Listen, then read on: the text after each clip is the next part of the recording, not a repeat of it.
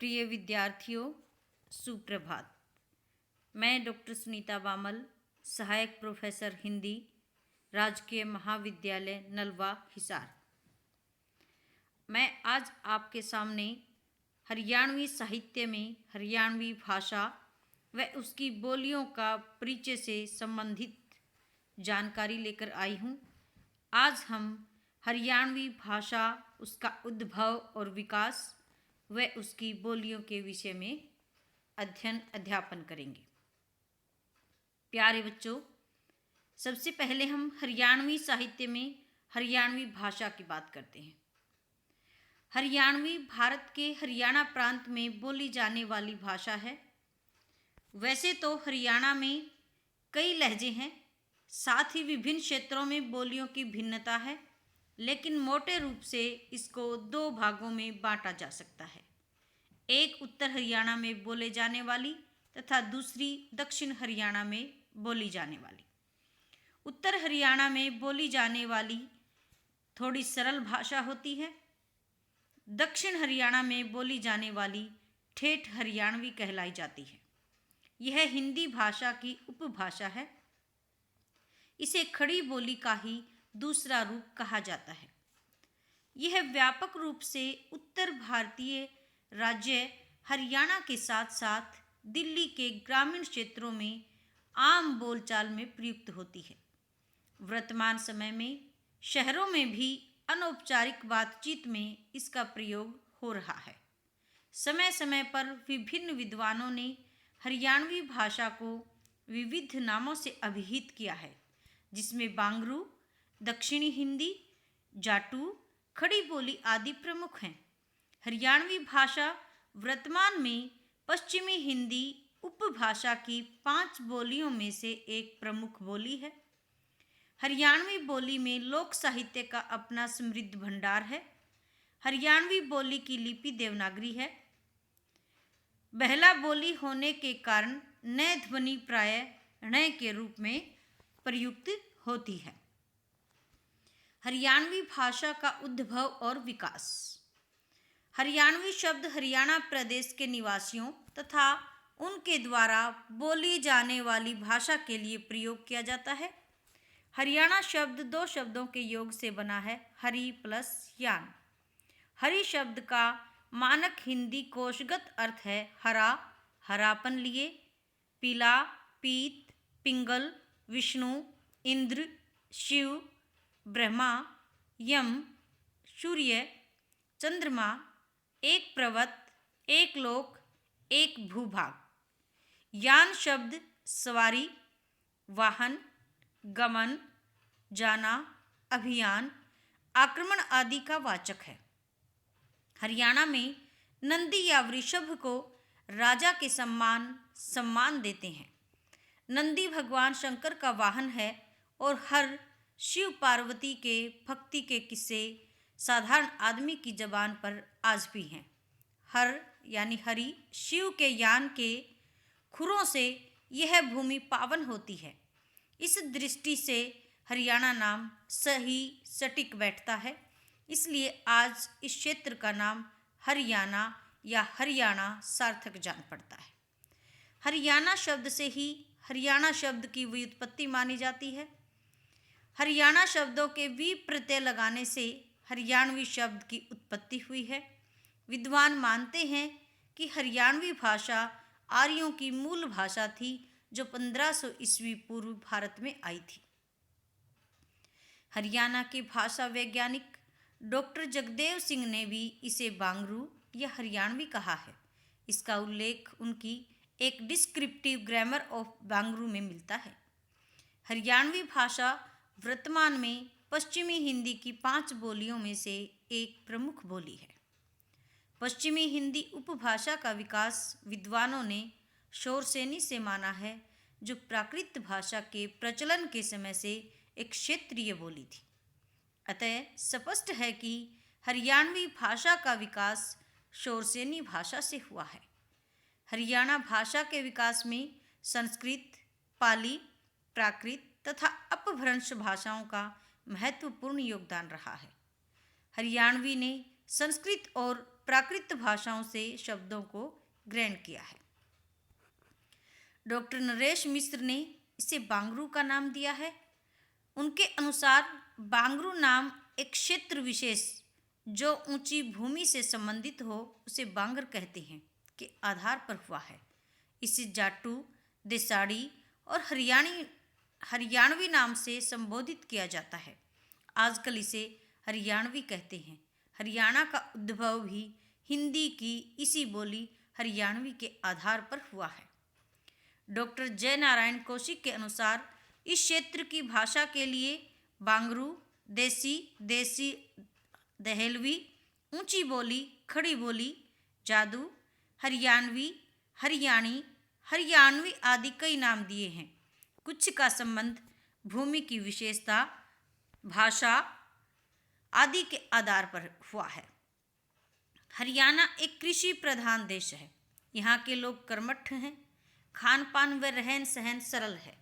यहाँ के रहन सहन, पर्व, विवाह, शादी, आध्यात्मिक विश्वास, हास्य व्यंग्य व विभिन्न ऋतुओं पर गाए जाने वाले गीत हरियाणवी संस्कृति में देखे जा सकते हैं। इन लोक गीतों को विभिन्न अवसरों पर नारियों द्वारा गाया जाता है। यहाँ एक महत्वपूर्ण बात दिखलाई पड़ती है कि विभिन्न अवसरों पर गाए जाने वाले गीतों की लय व तर्ज भिन्न होती है। गऊ, ब्राह्मण और गुरुजनों का आदर यहाँ मुख्य आदर्श रहा है। माता पिता और संत गऊ की करनी सेवा चाहिए। माता पिता और संत गऊ की करनी सेवा चाहिए। इन चारों के चरण पूज के सुरग लोक में जाइए। हरियाणवी लोक साहित्य में प्रचलित लोक कथाओं में परियों की कथाएं, देव विषयक कथाएं, साहस और पराक्रम की कथाएं, वृत्त कथाएं, जादू टोनों से संबंधित कथाएं आदि अनेक रूपों में सदियों से चली आ रही हैं। इन लोक कथाओं का हरियाणवी भाषा के विकास में महत्वपूर्ण योगदान रहा है। प्यारे बच्चों, लोक सुभाषितों में लोक प्रचलित हरियाणवी मुहावरों, कहावतों, सूक्तियों, बालकों के बूझ बुझोलों ने भी हरियाणवी भाषा के विकास में योगदान दिया है। हरियाणवी मुहावरों और लोकोक्तियों के प्रयोग से भाषा में रोचकता व सारगर्भिता का समावेश हुआ है।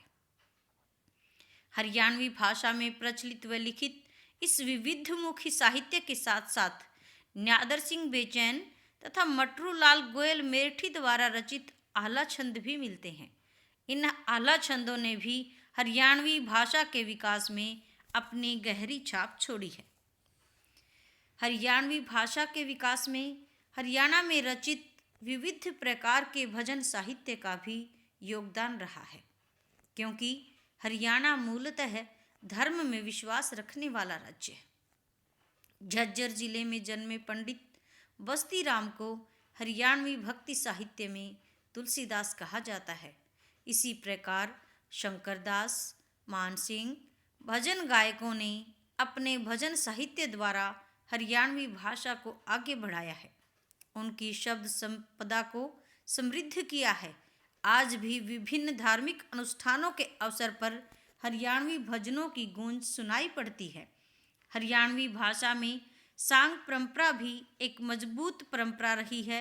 हरियाणा में लिखे जाने वाले सांगों का हरियाणवी भाषा का उद्भावना प्राचीन आर्य भाषाओं से हुआ है तथा समय के साथ साथ अन्य भाषाओं से प्रदान अनेक रूप धारण करती हुई यह भाषा आगे बढ़ी है, किंतु इसकी मूल आत्मा आज भी शाश्वत है। भौगोलिक सीमाएं एक और दिल्ली, मेरठ, बुलंदशहर एवं सहारनपुर के भूभाग को स्पर्श करती हैं, तो दूसरी ओर अलवर, भरतपुर, तीसरी ओर गंगानगर व अबोहरफाल झीलका का क्षेत्र, बांगरू, खादर, अहिरवाटी, मेवाती तथा दिल्ली प्रदेश तक हरियाणवी भाषा की भौगोलिक स्थितियां बनी हुई हैं।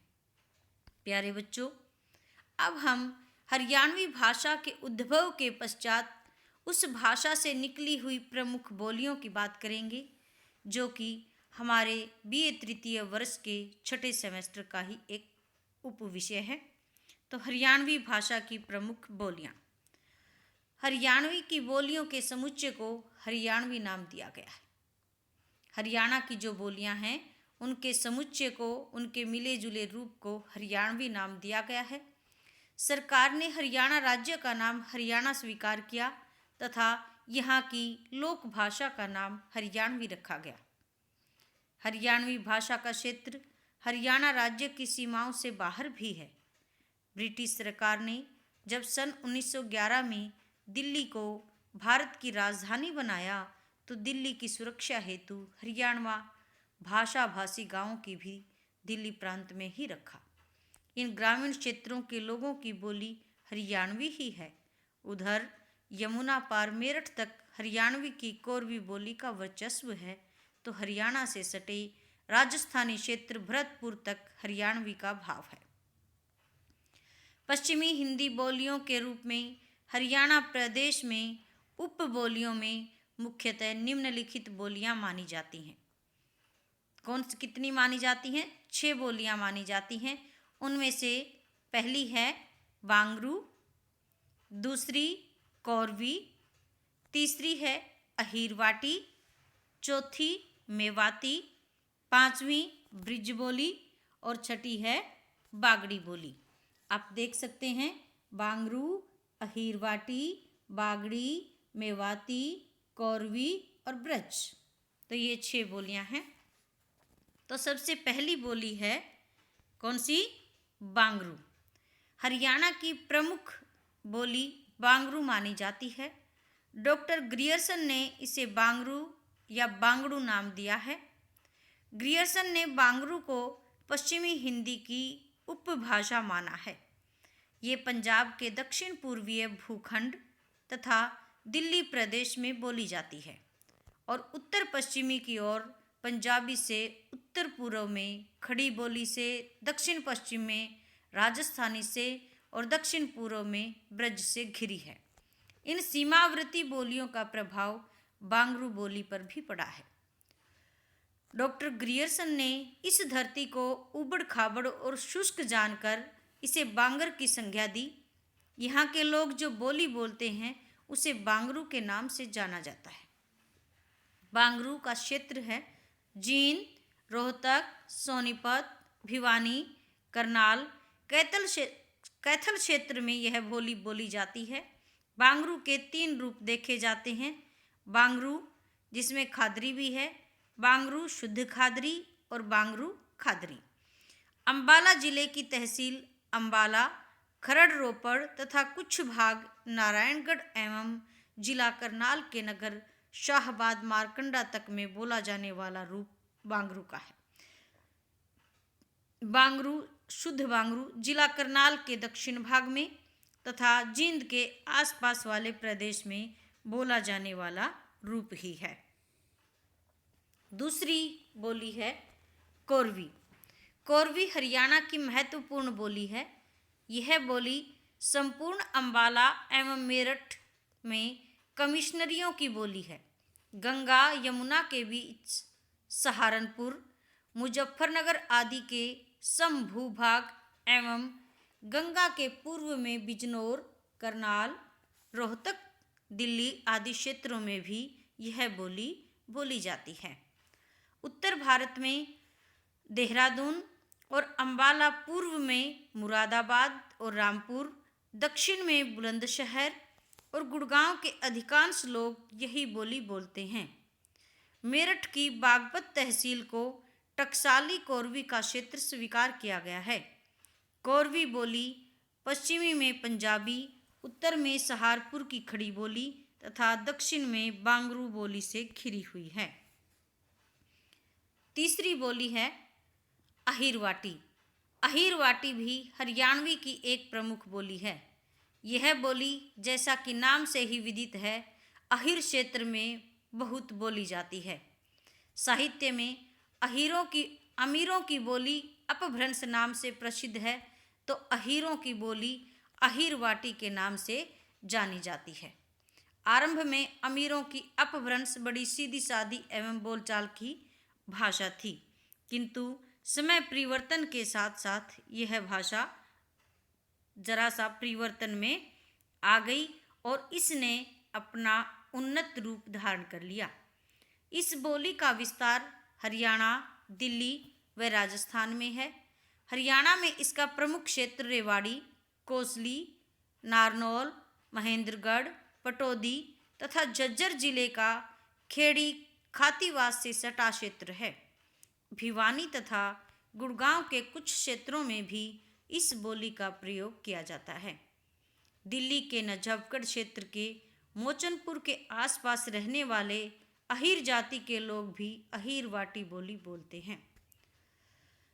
प्यारे बच्चों, इस प्रकार स्पष्ट है कि अहीरवाटी बोली बांगरू, बागड़ी तथा मेवाती बोलियों से घिरी हुई है। डॉक्टर रामपत यादव का मत है कि अहीरवाटी में ब्रज का माधुर्य तथा राजस्थानी व हरियाणवी का ओज विद्यमान है। मेवाती, चौथी कौन सी है? मेवाती। हरियाणा में मेवाती भी एक प्रमुख बोली है। जैसा कि नाम से ही विदित है कि यह बोली मेवात क्षेत्र में बोली जाती है। मेवात हरियाणा, राजस्थान और उत्तर प्रदेश के सीमावर्ती उस मिश्रित क्षेत्र का नाम है जहाँ मेव जाति के लोग निवास करते हैं। डॉक्टर कृष्णचंद्र यादव ने मेवात की ऐतिहासिकता पर विचार करते हुए इसे मत्स्य प्रदेश का स्थानापन्न माना है। उनका विचार है कि मेवात का पूरा क्षेत्र प्राचीन काल में मत्स्य प्रदेश कहलाता था।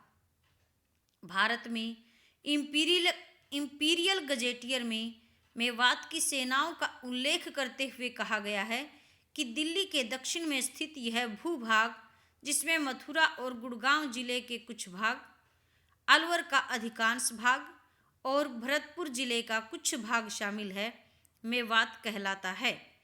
भारत में हरियाणा में फिरोजपुर, झिरका, नूह, सोहना, तावड़ू, पिनगवा, बिसरू, हथीन, नगीना, बावल, नीम का तिलवारा, बिछोर, उजीना आदि स्थानों के निवासी मेवाती बोली का प्रयोग करते हैं। मेवाती के पश्चात अगली जो बोली है वह है ब्रज बोली। ब्रज बोली वस्तुतः ब्रज के प्रमुख क्षेत्र उत्तर प्रदेश का वृंदावन, मथुरा आदि जो है वह ब्रज का क्षेत्र है, किंतु इस बोली का प्रयोग हरियाणा में भी प्राचीन काल से होता आ रहा है। ब्रज बोली भारत के विशाल भाग एवं साहित्य में प्रयुक्त होने वाली बोली है, किंतु हरियाणा में इस बोली का प्रचलन बहादुरगढ़, पल्लव, हसनपुर, होडल आदि क्षेत्रों में अत्यधिक है। ब्रज बोली मधुर बोली जाने वाली भाषाओं में से बोलियों में से एक है। इस बोली में कटु व कठोर वर्णों का अभाव रहता है। इसको सुनने वाले इसके प्रति आकृष्ट हुए बिना नहीं रहते। महाकवि सुदर्शन ने अपने काव्य में ब्रज भाषा का ही प्रयोग किया है। ब्रज भाषा का उदय। ब्रज भाषा का उदय ब्रज क्षेत्र से ही हुआ है। ब्रज का अर्थ है पशुओं का चरागाह। पशुपालन की प्रधानता के कारण इस क्षेत्र का नाम ब्रज नाम पड़ा और वहीं से ब्रज भाषा की उत्पत्ति हुई। ब्रज भाषा का विकास शौरसेनी अपभ्रंश के मध्यवर्ती रूप से हुआ है। इसका क्षेत्र मथुरा, आगरा, अलीगढ़, मैनपुरी, धौलपुर, बरेली, एटा, बदायूं, फिरोजाबाद आदि क्षेत्रों में इसका प्रयोग किया जाता है। ब्रज भाषा हिंदी साहित्य की दृष्टि से बहुत संपन्न भाषा है। इसमें साहित्य और लोक साहित्य दोनों की ही रचना पर्याप्त मात्रा में की गई है। ब्रज भाषा का काल 13वीं शताब्दी से 20वीं शताब्दी तक माना जाता है। इसके पश्चात अंतिम जो बोली है वह है बागड़ी। बागड़ी बोली भी हिंदी साहित्य की, हरियाणवी साहित्य की प्रमुख बोली है। यह बागड़ क्षेत्र की हरियाणवी भाषा की प्रसिद्ध बोली है। बागड़ी हरियाणा के विस्तृत क्षेत्र में बोली जाने वाली बोली है। इसका राजनीतिक सीमा की दृष्टि से अधिकांश क्षेत्र राजस्थान में है। बागड़ शब्द वामट, बागट, बग्गड़, बागबर आदि रूपों में शिलालेखों पर उत्कीर्ण मिलता है।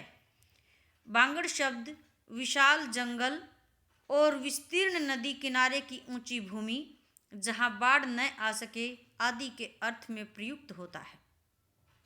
हरियाणा के निवासी इसका अर्थ ऊंचे, नीचे, रेतीले, शुष्क टीले या थैली के क्षेत्र के रूप में लेते हैं। हरियाणा का यह क्षेत्र उसके पश्चिमी भाग में है। हरियाणा के संदर्भ में जिस बागड़ी बोली का उल्लेख किया जा रहा है वह राजस्थान के बीकानेर क्षेत्र की न होकर बांगरू से प्रभावित बागड़ी है, क्योंकि ठेठ बागड़ी बोली इससे भिन्न है। वस्तुतः बागड़ी बोली के क्षेत्र भिवानी के पश्चिमी क्षेत्र बहल से आरंभ होकर हिसार के पश्चिमी भाग में सिवानी, दड़बाकला, एलनाबाद, चौटाला, डब्बवाली और सिरसा के निकटवर्ती गांव में व्याप्त है। हरियाणवी भाषा की यह बांगरू बोली अहिरवाटी, शेखावटी और पंजाबी भाषा भाषियों से घिरी हुई है। बागड़ी बोली की सबसे बड़ी विशेषता है इसमें री स्वर का अभाव है। इसका उच्चारण री के समान होता है। इनके लिए ड, ण, व, ल आदि प्रिय ध्वनियां हैं। हरियाणा के अकारांत शब्द बागड़ी में ओकारांत हो जाते हैं, जैसे शाणा से बनता है शाणो और काणा को कहते हैं काणो। प्यारे बच्चों, यह था हरियाणवी भाषा का उद्भव और विकास और हरियाणवी बोलियों का परिचय। अब हम हरियाणा की भाषा एवं साहित्य से संबंधित सामान्य ज्ञान प्रश्नावली का अध्ययन अध्यापन करेंगे। हम प्रश्न पूछेंगे, आप उत्तर देंगे। चलो आज मैं ही दे देती हूँ, तो आप ध्यान से सुनेंगे। हरियाणवी भाषा का विकास किस अपभ्रंश से हुआ है? शौरसेनी। किससे हुआ है? शौरसेनी। हरियाणवी भाषा किसकी उपभाषा है? पश्चिमी हिंदी की। हरियाणवी भाषा पश्चिमी हिंदी की उपभाषा है। हरियाणवी भाषा की कितनी बोलियां हैं? 6। डॉक्टर ग्रियर्सन ने हरियाणवी को क्या नाम दिया है? बांगरू। बांगरू नाम किसने दिया? डॉक्टर ग्रियर्सन ने। हरियाणवी पश्चिमी हिंदी की प्रमुख उपभाषा मानी जाती है। हरियाणवी के संबंध में यह विचार किसका है? डॉक्टर नानक चंद शर्मा का। बोली को जनपद के नाम पर क्या कहा जाता है? कोरवी। विश्व की प्रत्येक भाषा का विकास मूलतः माना जाता है किससे माना जाता है? बोली अथवा जन्म भाषा से। बांगरू हरियाणा का क्या है? बांगरू हरियाणा का एक क्षेत्र विशेष है। क्या है बांगरू हरियाणा का? एक क्षेत्र विशेष है। देशी बोली किसे कहा जाता है? बांगरू को। अहिरी अथवा अहिरवाटी मूलतः किनकी भाषा है? अहिरों की। जिन्हें यादव कहते हैं ना, उनकी अहिरों की भाषा कौन सी है? अहिरवाटी। अहिरवाटी के ग्रामीण क्षेत्र को किस नाम से जाना जाता है? हिरी। डब डब भर आए नैन उपन्यास के लेखक कौन है? बताओ कौन है डब डब भर आए नैन उपन्यास के लेखक? रघुबीर सिंह मथाना। हरियाणवी के सुप्रसिद्ध हास्य रचनाकार कौन है? डॉक्टर शमीम शर्मा। ये जिला हिसार से संबंध रखती हैं। संत सिपाही महाकाव्य के कितने सर्ग हैं? 10। चौपाल के मखौल, चौपाल के चाले, चौपाल देताऊ रचनाओं के रचयिता कौन हैं? डॉक्टर शमीम शर्मा, वही डॉक्टर शमीम शर्मा जिनका जिक्र अभी ऊपर किया गया है। संत सिपाही महाकाव्य का अंगिरस कौन सा है? वीर। हरियाणा के सुप्रसिद्ध महाकाव्यकार कौन हैं? डॉक्टर रतन चंद्र शर्मा। चिड़िया मुझे बना दो राम कृति के रचयिता रचनाकार कौन हैं? डॉक्टर कमल नयन कपूर। चिड़िया मुझे बना दो राम कृति की विधा कौन सी है? बाल नाटक। चंद्रिका महाकाव्य के रचनाकार कौन हैं? डॉक्टर लक्ष्मण सिंह। अश्वत्थामा महाकाव्य किस पर आधारित है? महाभारत के सौप्तिक पर्व पर। कालिदास के मेघदूत का हरियाणवी में पद्य अनुवाद किसने किया? कालिदास की रचना थी मेघदूत, जो संस्कृत में थी, तो उसका हरियाणवी में अनुवाद किसने किया? रामेश्वर दयाल शास्त्री ने। ताऊ झगड़ू के लेखक कौन हैं? चौधरी प्रताप सिंह। झाड़ूफिरी उपन्यास का कथानक कैसा है? सामाजिक। झाड़ूफिरी उपन्यास जो है सामाजिक जीवन पर आधारित है। और झाड़ूफिरी व फफ्फा कुटनी, इन दोनों उपन्यासों के लेखक कौन हैं? श्री राजाराम शास्त्री। कौन है? श्री राजाराम शास्त्री। यह बिल्कुल सुप्रसिद्ध उपन्यास है।